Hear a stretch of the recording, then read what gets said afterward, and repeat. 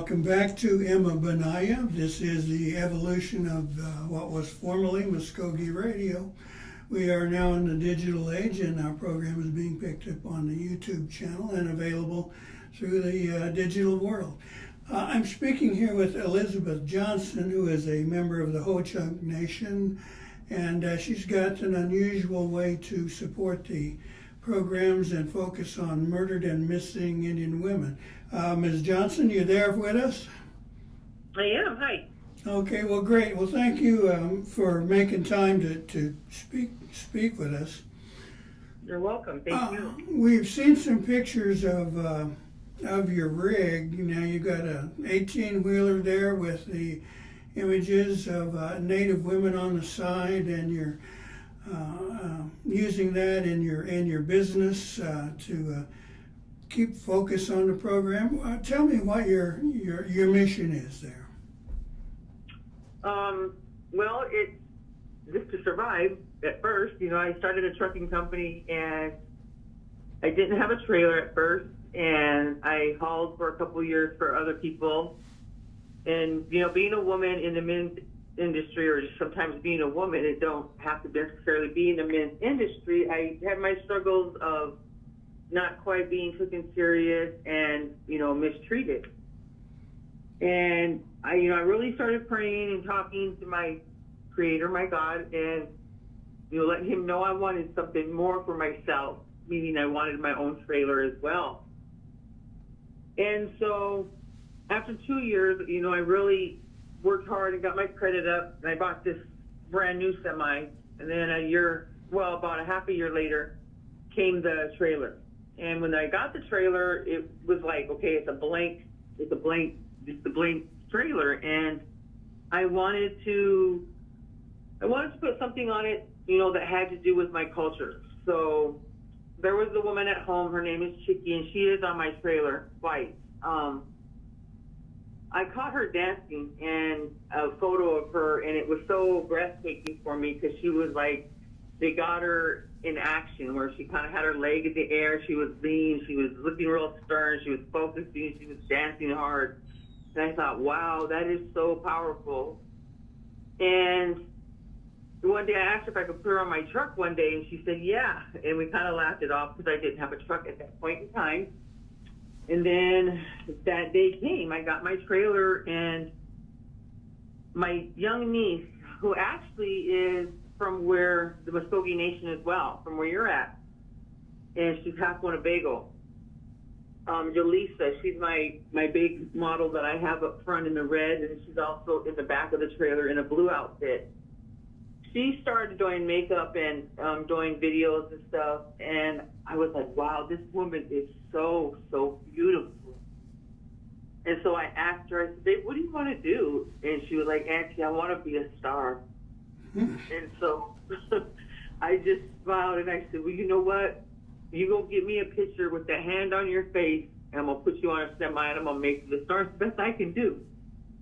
And so that happened. She's got me several pictures, and I picked my pictures, and I picked other pictures of other people in the regalia for my reservation, and I sent it to a young lady out in North Dakota, and 2.5 weeks later, it was done. It was happened. She started, I gave her the go-ahead and told her, let's do it. That was kind of a small but long story of, how I got my ideal was through my niece, Jaleesa. Now, you mentioned there the red hand on the face. That's being recognized by Native people as a powerful image and reminder of the murdered and missing Native women around the nation, and a cause for their support. What does that red hand mean for you? Well, the hand itself, is a symbol of humanity. And in this case, it's an indigenous person, a human life. The color red is, a powerful color of, success or turmoil. This case, bloodshed of a missing indigenous person. And it being across our mouth is letting people know that we're not going to be quiet anymore. We're going to start speaking up, and we're going to fight and be heard that, stop killing our people, stop killing our women and children and men, even. Men have come up missing as well. The image is so, I don't know what the right word is. It's sometimes startling. Sometimes it makes you feel proud that someone is involved in showing their concern for this issue and the topic and the people involved. What kind of reactions were you getting from other Native people, first of all? Well, from all Native people, it's a positive. It's anything could happen, from stopping, waving, running over to me, going down the road, videoing me, to, talking and, telling me, that they love it and, they've never seen it. It's beautiful. It's powerful. It's about time. All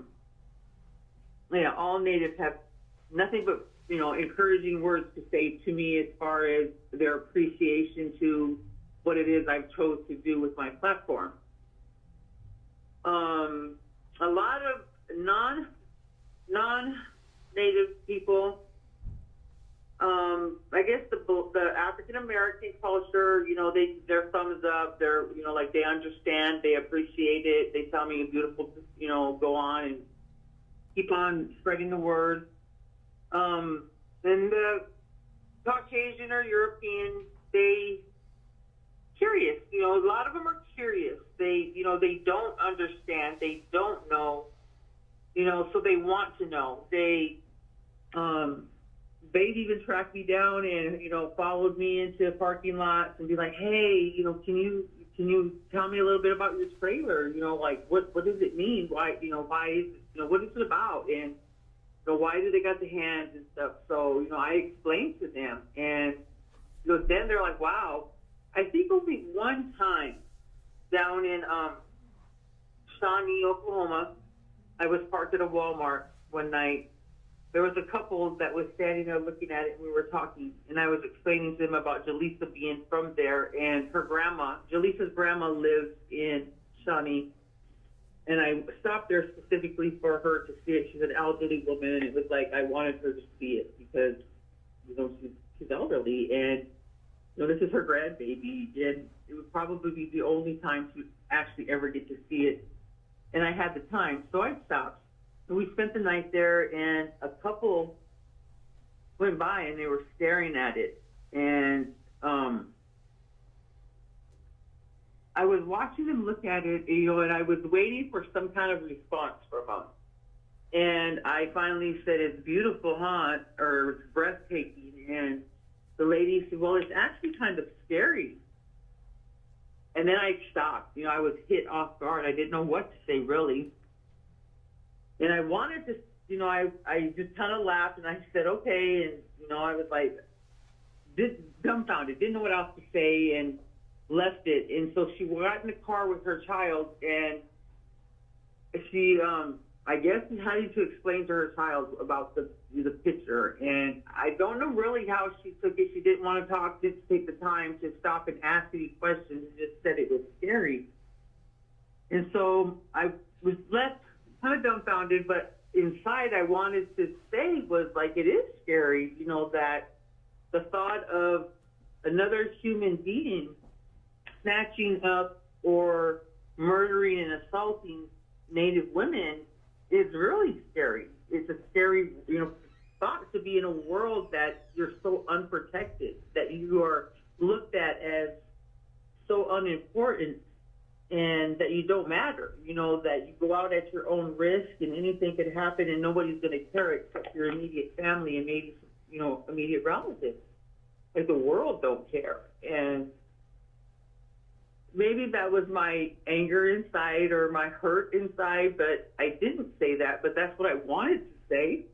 And I just kind of left it. Me and the couple kind of looked at each other, and we were kind of quiet for a minute, and then we just shared some words, which I guess don't really need to be repeated. but that was probably the only negative thing I've ever, because for me that was a negative experience, because I went to a place of, like I said, where, you know, I felt like she didn't understand or was like maybe putting it down, you know, without knowing exactly the meaning of it. And so it's a good thing that you asked me that to be able to explain it. It's good that some people will run me down and ask me, hey, what does this mean, and why do you have this on there? Because people need to know, and that is the entire purpose of this semi, is so that the entire world that I travel in knows that there is Native women out here being murdered, you know, coming up missing, and that the government or the FBI is not really doing anything to investigate these women, and they're not being plastered all over the news when they come up missing or they're found. You know, and I've seen a lot of other individuals get a lot of media, and Natives none. Right. Now, we're all familiar with stories of massive searches for, well, I don't mean this in a mean sense, but blonde white girls. They've been commanding the headlines when a search is on, but you're correct. I've been in the news business for a few decades now and have never ever seen a story like that where they were searching for a woman or a child that was Native American, indigenous person. With a 18-wheeler coming down the road or parked somewhere, that seemed like an awfully big target. Now, you mentioned you had really had no experiences in negativity, but it seemed like it would be possible for people at least to give you some sort of digital hand movement that shows their opposition, or somebody bouncing a rock off of it or coming at you with a spray can. And you mentioned you've never experienced any of that sort of thing? No. The worst I've experienced, the worst I've ever experienced, you know, was that woman that I chose to take it negative, because we should have spoke on and elaborated more. But there was a Caucasian man in Omaha, Nebraska. I was pulling into the Lowe's, and he's looking at me, and you could just kind of feel it, you know, like my spirit's really in tune to people and things. And I was watching him, and he was glaring at me, and he started shaking his head, and then put his thumb up in the air and put it down and start moving it up and down, so, you know, to tell me like boo, bad, or whatever he didn't approve. And I laughed as hard as I could to push back some of that anger and hurt that tried to come up. I laughed and I kept it moving, you know, because it was like, yeah, you may not approve, but here I am. And that's kind of, you know, I am a target. You know, I'm an older woman. I'm over 55. My companion is a 125, 130 pound canine. Her name is Delilah. This is Delilah's truck. Delilah grew up in this semi.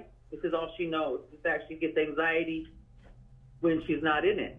That's how much she loves her truck. You know, she don't know how to act in a hotel room because she don't know nothing about that. This is her life. So if you come to her truck and you touch it, she will let you know. She will give you plenty warning. Don't touch my truck and don't come over here because my mom ain't okay with this, or you know what I mean? Right. Yeah. Yeah. Very protective. Yeah, she's pretty much a good deterrent for a second thought before you actually come over here and want to, you know, get physical or start an altercation or an argument. But I haven't. I truly haven't, and I take that as a blessing, because I really feel like God, you know, had His hand all in this business, because I started my trucking company right after I left a 9-year marriage with an individual that was very abusive, you know, and he wasn't alone though, because, you know, when we were in our dysfunction and using, we fought, and I tried to fight back as much as I could, and I'm not a very strong individual when you're looking at a 6-foot man that's 100 and some pound solid muscle, and a Marine, I didn't stand a chance. But he gave enough respect, not I guess, to really just knock me out with a hit or a, throw me around or something. But there was like knives used, and there was a lot of choking going on, and there was a lot of psychological, emotional, and sexual abuse going on. And I was done. And so I was broken. I was heartbroken, but I was strong enough and knowledgeable enough to know that I could not stay. Somewhere I could not stay and function and flourish. So I was broke, and I went home. And I heard this voice that kept saying, look for a semi. And I was like, I don't know. I don't have no money, and it just kept bothering me. So I gave in. And that's how it became that I got my truck. I had a brand new Silverado, and I went to the bank and I said, look, I can run around here looking cute in this Silverado, but you're going to end up taking it from me because I can't make no money with it. But if you let me trade this Silverado in for this semi that's only $10,000, $11,000 more, I can make a living, a livelihood, and I can still look cute, run around making money though. And I talked the lady into it, and so she blessed me with a loan, and it was considered a business loan, and they didn't do business loans at that particular institution. And let me ask you about the challenges you're facing there. Now, you mentioned financial straits there that were pretty tight. Now, I understand the trucking industry is facing a lot of that across the nation. And how did that affect you? I mean, it's got to be expensive to run a rig down the highway. I'm glad you asked. I'm at a place where I'm possibly looking at maybe bankruptcy. I don't know how much longer I can keep Big Bertha and the girls on the road. I call my semi Bertha, and the girls is the trailer. The rates have gone down so bad. Like, it was way above $2 a mile, and now you're lucky to get $1.90 going, somewhere, and we're talking like 2,500 miles or something. It's just, you're off like by $1,000, $1,200 now, and the fuel rate has gone back up. When COVID was going, and the economy for me was good because I was rolling out here by myself. I kept my truck moving. There was nobody on the road. It was just go pick up and deliver, and the fuel wasn't bad, because there was nobody out doing anything. Then they opened it back up and said, okay, we no longer have to stay at home, and COVID's over, just be cautious, and the community opened, and the fuel went high, and I never recovered. I had one credit card that I used to keep, at least $15,000 on, but then it came up I needed tires. I needed all tires. My drives and my steers all had to be changed. So that left me broke. And I just never recovered from that. And so now I'm really struggling to get my payments made. I'm still having breakdowns, and, I can't pay those bills. That's just it. I can't pay the bills anymore. So I started a GoFundMe. That's my last resort to try to keep my tractor and my trailer moving on the road. And I don't know how that's going to go, but other than that, I don't know what to do. I'll have to give it up if I can't. I can't get ahead here somehow. If something don't change for me. The time now is the beginning of October of 2023. What kind of time frame are you looking for in terms of financial survival? Right now? Yeah. Right now. I started in 2017 broke. I'm over here in 2023, and I'm still broke. My costs are like at least $8,000, and my fuel every week is $8,000. My truck payment is like $3,000 every month, and when that money's not there, it's not there, and I don't know what to do. So. Nothing's changing. It don't look good, but I refuse to quit.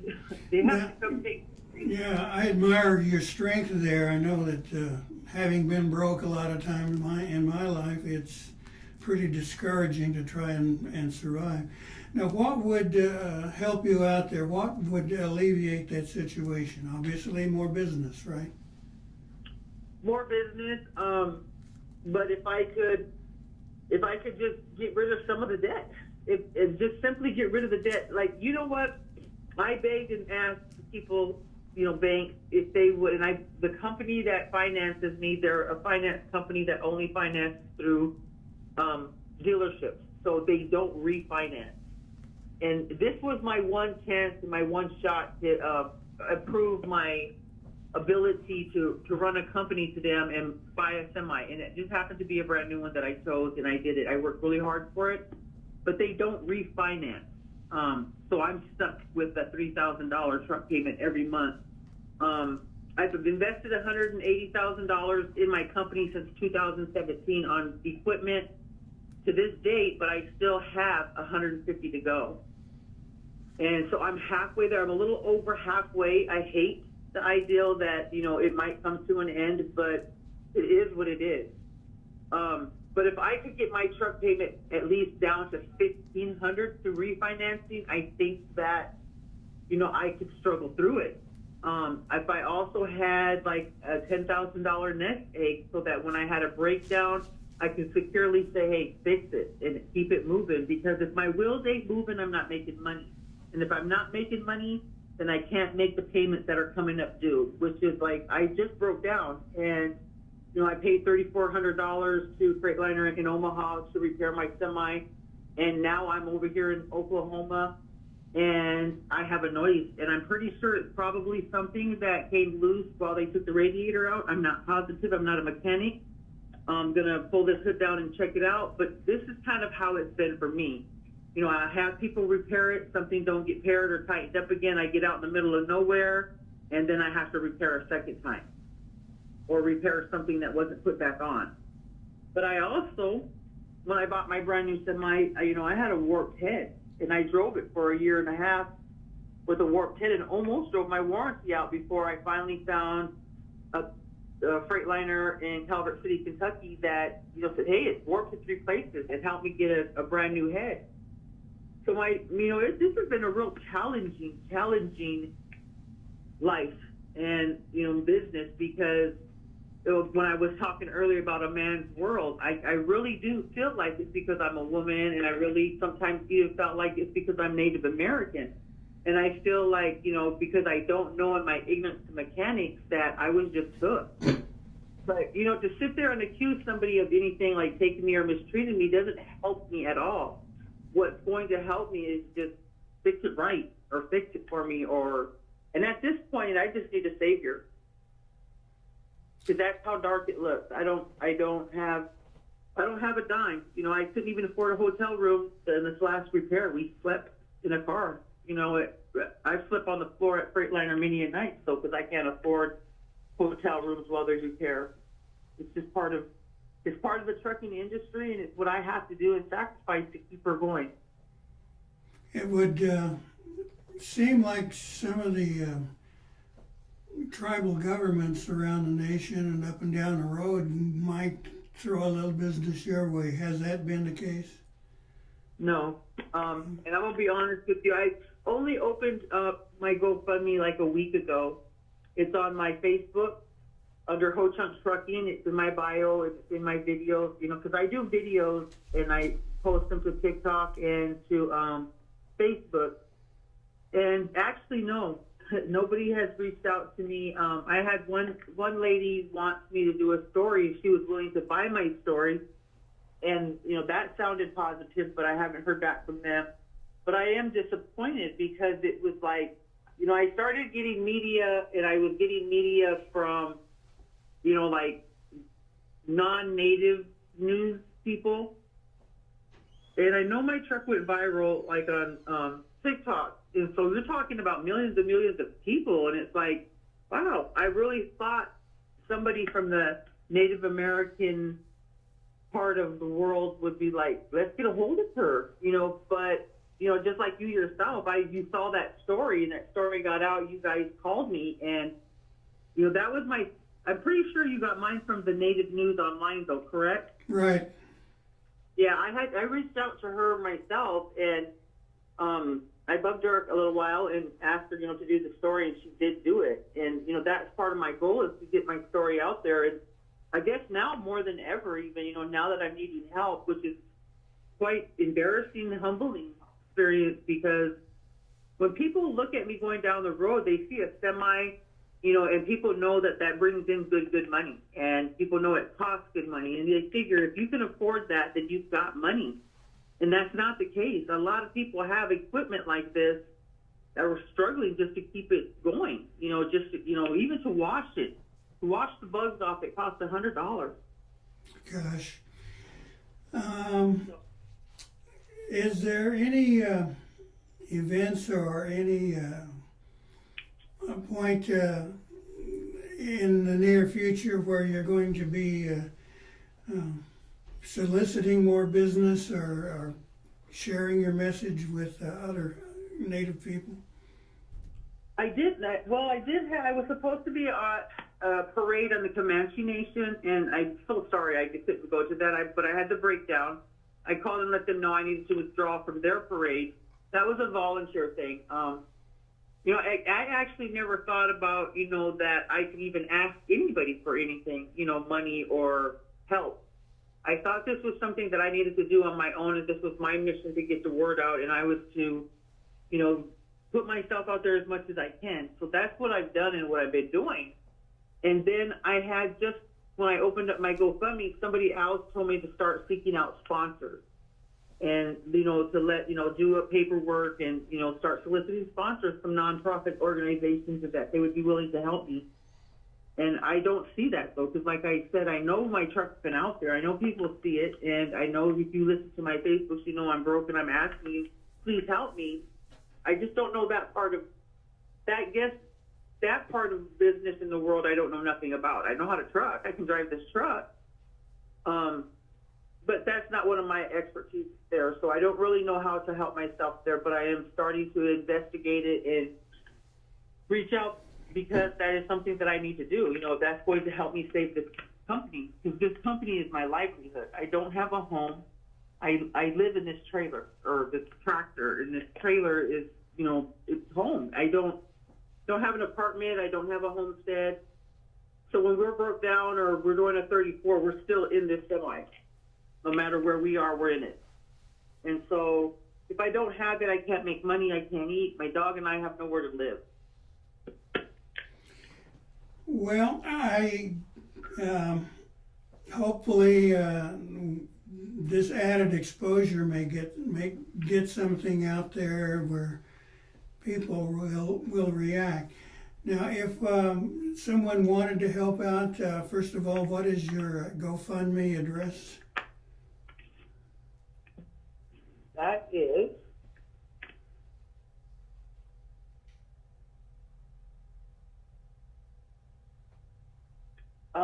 it is on my bio at Facebook, under Whole Chunk Trucking. That's a business. So as soon as you find that, in my bio at the bottom, there is the https.gofundme, and the numbers are behind it. Do you want me to tell you those numbers, or? Yeah, go ahead and let's see what we can do to help in any way. Well, on the radio, I don't know how to call it out. I could send it to you. Elizabeth, this is Jared. I'm running the tech board. If you could email Gary or me after the show, that link, we'll put it in the description of this video, and people can just click right on through. That would be great. That would be great. I would really appreciate that. Thank you. Sure. Okay, well, that should gonna have to wrap it up for us. We appreciate you taking the time, and it touches, my heart and soul to hear that you're struggling financially with such a dedication to a mission like this and sharing this information. We hope that maybe that will change for you soon with people listening or some tribe deciding they needed to book you for business. Is the Facebook site the best place to get in touch with you for that kind of thing? I guess the best place would be at my cell phone, and that number is 402-416-7999. Or you could email me at hochuntrucking@gmail.com. Okay, wonderful. Well, Elizabeth and Ed, do you have any last words you might want to share with our audience? Yes. Please pray for us. Please pray that a miracle happens so I can continue to spread the word, because I'm going to continue, and if it's success, I will grow. But the word is getting out. People are starting to see this trailer, and they're starting to know that there's something and somebody in this world that cares about these women. And I'm pretty proud of that, and I need to continue it. So please pray that. If you believe, if you're a believer, please pray. That's the best thing you can do for a person, they said. Is best gift is to say a prayer for somebody. And I need them right now really bad. Okay, well, Elizabeth Johnson, thank you so much. We wish you more success, and that the spirits that are around us will hear those prayers and give you some support. Thank you so much. I'm sorry to be so emotional, but I appreciate your interest. Thank you again. Okay, Widow.